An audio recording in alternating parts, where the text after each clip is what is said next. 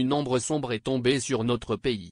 Le profond sentiment de perte à la fin du règne unique de la reine atteint tous les coins de notre pays après sa mort aujourd'hui à l'âge de 96 ans. Dans la vie, elle nous a unis dans l'admiration. Dans la mort, elle nous unit maintenant dans la douleur. Son décès à Balmoral, sa maison écossaise, avec sa famille à son chevet est une étape lugubre mais frappante qui met fin au plus long chapitre de la riche histoire de la monarchie britannique. La grande majorité de ses sujets n'ont jamais vécu sous un autre souverain. Difficile de concevoir son royaume sans sa présence rassurante sur le trône. En plus de cette décennie, elle est devenue le symbole chéri de notre identité et la noble inspiration de notre patriotisme. C'était une icône mondiale, la femme la plus célèbre du monde, mais c'était aussi une figure typiquement britannique, dont la retenue, la modestie et le stoïcisme incarnaient le meilleur de nos valeurs. Il y avait une touche du poème de Kipling à propos de son aversion pour l'autodramatisation, un écho du Richard II de Shakespeare dans sa dévotion à cette île au sceptre, ce complot béni.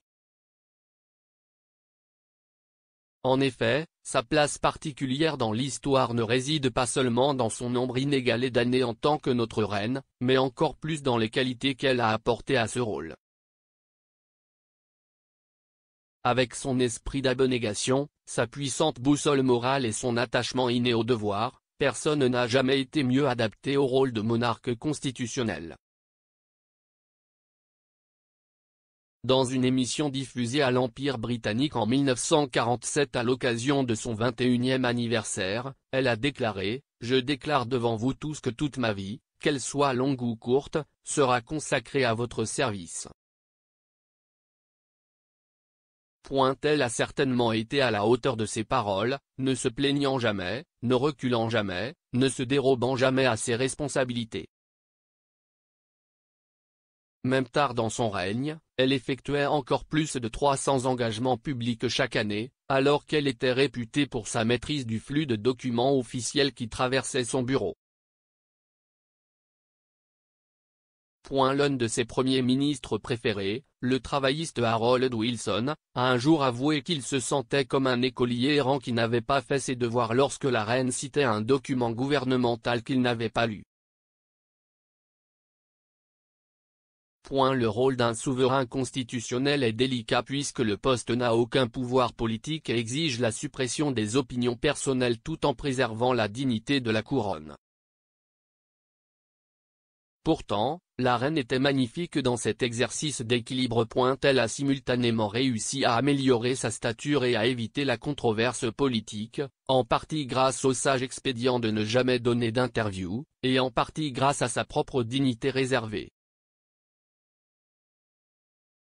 Les salariés moyens ne payaient que 2,5% de leurs gains en impôts sur le revenu ou en assurance nationale.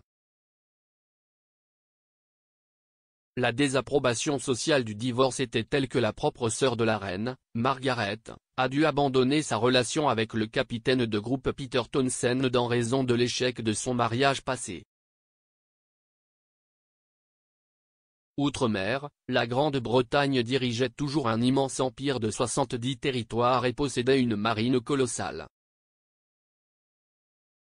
Son règne a vu une transformation sur tous les fronts, en bien ou en mal. L'empire a pratiquement disparu. Avec cela, une partie de la puissance militaire britannique est partie. Conformément à la position de la reine, les obstacles aux femmes dans la vie publique et sur le lieu de travail ont été supprimés. Le pays est devenu plus diversifié, socialement tolérant, libre, égalitaire et prospère, mais aussi plus criblé de dettes, fracturé, violent et individualiste. Même si la reine était elle-même immuable et devait s'abstenir de toute implication partisane dans la politique, elle pouvait faire sentir l'influence de la couronne. Son couronnement le 2 juin 1953, par exemple, a été un puissant catalyseur pour l'expansion de la télévision, qui a été regardée par environ 27 millions de personnes. Fasciné par la technologie, le prince Philippe a contribué à repousser les limites de la science et de l'ingénierie britannique. Curieusement, Élisabeth II a envoyé un e-mail dès 1976, lorsqu'elle a participé à une démonstration pratique à l'établissement royal Signal de Malvern du réseau informatique ARPANET, le précurseur d'Internet. Point sur la scène politique, CIST la reine qui a contribué à faire du Commonwealth une organisation mondiale aussi importante. Ce qui aurait pu être une retraite humiliante de l'Empire s'est transformé en une histoire édifiante de coopération internationale, moulée selon sa vision. CIST une conception entièrement nouvelle fondée sur les plus hautes qualités de l'esprit de l'homme, l'amitié, la loyauté et le désir de liberté et de paix. À cette nouvelle conception d'un partenariat égal, je me donnerai corps et âme chaque jour de ma vie, a-t-elle déclaré l'année de son couronnement. Nous pleurons maintenant parce que notre reine décédée était tellement aimée, peut-être plus que n'importe lequel de ses prédécesseurs. À notre époque de démocratie tapageuse, où la déférence s'est évaporée, l'effusion de tristesse a été extraordinaire et est un hommage éclatant à son caractère. La reine Élisabeth n'était pas seulement le monarque le plus ancien de l'histoire britannique, mais pouvait même être considérée comme la meilleure. Certes, elle était d'un calibre bien supérieur à son père bien-aimé George VI, un homme nerveux, très tendu, qui manquait d'acier intérieur et dont l'anxiété chronique alimentait le tabagisme en chaîne qui détruisait sa santé. Au moins, il était un monarque dévoué, contrairement à son frère et à l'oncle de la reine, Charles le duc de Windsor, anciennement SM le roi Édouard VIII, dont l'abdication du trône en décembre 1936 en raison de son engouement pour le divorcé américain Wallis Simpson était bonne pour le pays, compte tenu de son oisiveté et de ses sympathies nazies. Le grand-père d'Élisabeth, George V, connu d'elle sous le nom de grand-père d'Angleterre, n'était pas non plus une figure impressionnante. Étroit d'esprit, obsédé par les uniformes et la ponctualité, il préside un régime sombre où la philatélie est sa principale passion. Le monarque le plus ancien, le roi George III, n'avait rien à voir avec la même stature que la reine. Bien qu'il ait été crédité d'avoir inventé le concept de la famille royale en tant que mari et père dévoué pendant son règne de 1760 à 1820, il a été en proie à une grave maladie mentale, a perdu les colonies américaines, n'a pas réussi à gagner le respect généralisé de ses politiciens et a dû donner le pouvoir à son fils dissolu, le prince régent. La rareté des interventions publiques de la reine les rendait d'autant plus révélatrices lorsqu'elles se produisaient. Elle a joué un rôle crucial dans la cimentation du processus de réconciliation en Irlande du Nord avec à la fois sa visite extrêmement réussie dans la République en 2011, lorsqu'elle a ravi ses hôtes en prononçant quelques mots en gaélique lors d'un banquet officiel et sa décision en 2012 de rencontrer Martin McGuinness de Sinn Féin, malgré le meurtre par l'IRA de son cousin Lord Mountbatten en 1979. Je la tiens en grande estime pour avoir fait quelque chose qui n'a pas dû être facile pour elle, a déclaré McGuinness plus tard, ajoutant cette femme remarquable a apporté une grande contribution à la paix en Irlande. Lors du référendum sur l'indépendance de l'Écosse en 2014, elle a exprimé l'espoir que les gens réfléchiront très attentivement à l'avenir. La cause séparatiste a été vaincue de justesse, au grand soulagement du gouvernement de David Cameron.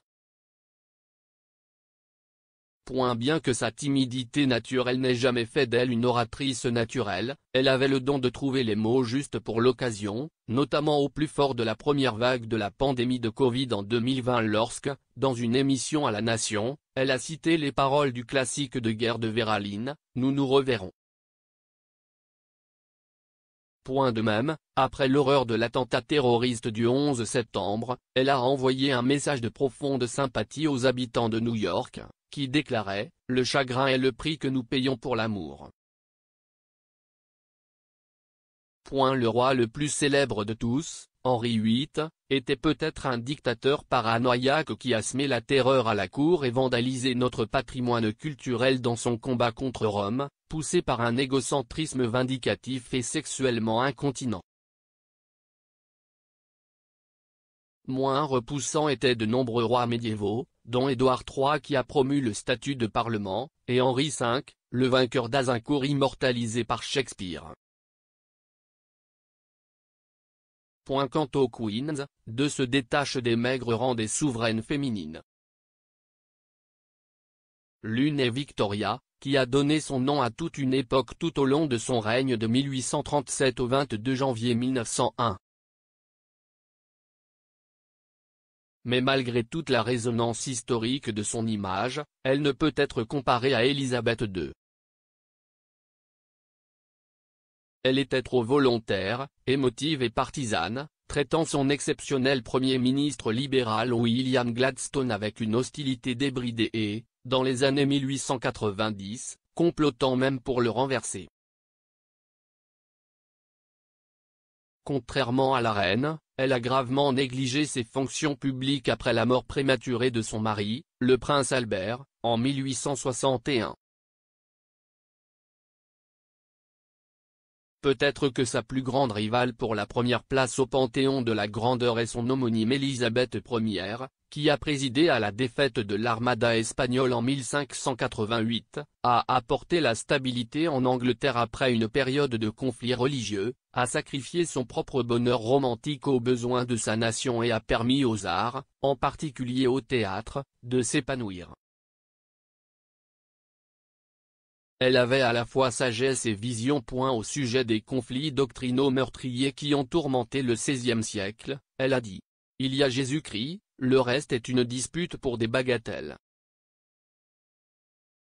Elle détestait les concepts de crime de pensée et de test de pureté, disant qu'elle ne voulait pas faire de fenêtre sur l'âme des hommes. Dans sa déclaration la plus célèbre, son discours à Tilbury en 1588 avant la conquête de l'Armada, elle déclara « Je me suis toujours comporté de telle sorte que, sous Dieu, j'ai placé ma principale force et ma sauvegarde dans les cœurs loyaux et la bonne volonté de mes sujets. Je sais que j'ai le corps d'une femme faible mais j'ai le cœur et l'estomac d'un roi, et d'un roi d'Angleterre aussi. » Ces mots pourraient également s'appliquer à la reine Élisabeth II. Elle mérite d'entrer dans l'histoire en tant qu'Élisabeth la Grande. Un tel titre serait la reconnaissance ultime de la dette que nous lui devons tous.